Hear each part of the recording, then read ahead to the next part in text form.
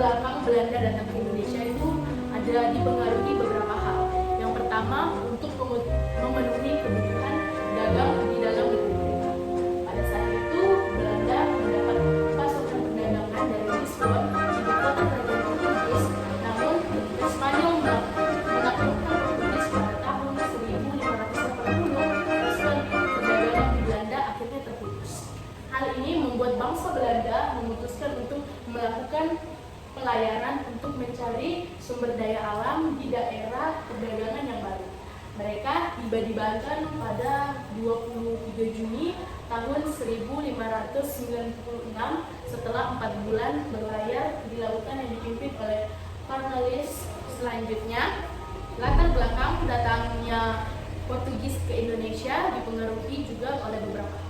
Yang pertama, bangsa Portugis itu adalah bangsa Eropa yang pertama kali datang ke Indonesia pada awal abad 16 pada tahun 1511 yang dipimpin oleh Afonso.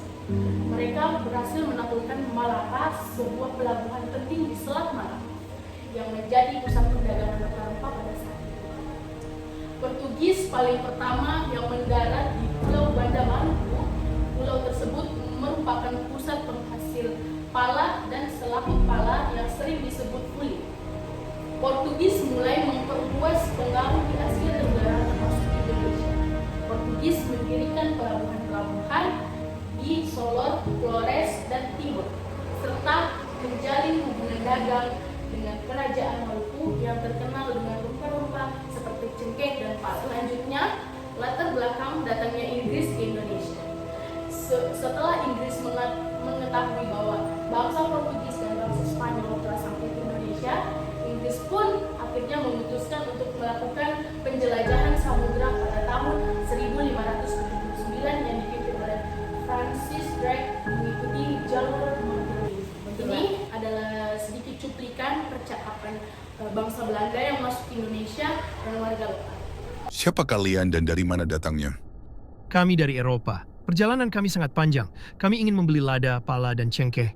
Sebagai gantinya, kami bisa menawarkan kain, senjata, atau perhiasan dari negeri kami. Kami hanya ingin berdagang dengan damai. Jika diizinkan, kami akan membangun pos dagang kecil. Kami akan membayar dengan baik. Saya akan bicara dengan pemimpin kami dulu. Tapi ingat, kami tidak suka penjajah. Kami hanya butuh teman dagang, bukan tuan baru. Dan juga ada sedikit cuplikan juga percakapan antara bangsa Portugis dan warga lokal. Kami dari Portugis. Kami ingin berdagang rempah-rempah. Rempah banyak di sini. Kalian datang untuk berdagang atau menjajah? Kami datang dengan damai. Kami ingin membeli pala dan cengkeh. Baik, tapi jangan ganggu tanah kami. Kita hanya berdagang. 7. Kita berdagang dengan damai. Selanjutnya, percakapan bangsa Inggris dan warga lokal. Selamat siang, kami dari utusan kerajaan Inggris. Kami datang dengan niat baik untuk menjalin hubungan dagang. Selamat datang di tanah kami. Apa yang menjadi tujuan utama kedatangan Anda? Kami tertarik dengan rempah-rempah yang ada di wilayah ini, seperti cengkeh dan pala. Kami berharap dapat melakukan perdagangan yang saling menguntungkan. Kami menghargai niat baik Anda. Namun, segala bentuk kerjasama harus dibicarakan terlebih dahulu dengan para tetua dan raja kami. Tentunya kami menghormati adat dan keputusan yang berlaku di negeri ini.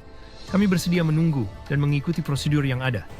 Selanjutnya ada strategi dagang, yaitu Belanda. Strategi dagang Belanda ada beberapa strategi dagang yang kami ambil itu monopoli perdagangan rempah-rempah. Belanda berusaha menguasai secara penuh perdagangan rempah-rempah seperti pala, cengkeh, lada, terutama di Maluku. Mereka melarang menjual produk yang ada di Maluku kepada pihak lain selain Belanda. Yang kedua, strategi dagang yang Belanda gunakan yaitu VOC. VOC dibentuk pada tahun 1602 sebagai perusahaan dagang yang diberi kekuasaan seperti negara. Salah satunya membuat perjanjian, mendirikan benteng, mengangkat tentara, dan memungut pajak. VOC menjadi alat utama Belanda mengontrol perdagangan dan politik di Indonesia. Selanjutnya ada strategi dagang Portugis. Strategi dagang Portugis yaitu menguasai jalur laut dan pelabuhan yang strategis.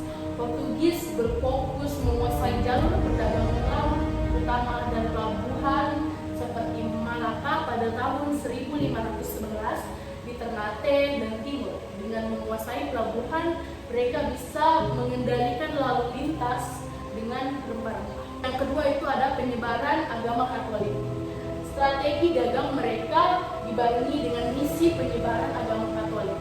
Hubungan dagang kadang diperkuat dengan lewat misi agama sebagai bentuk kerjasama rohani dengan masyarakat lokal.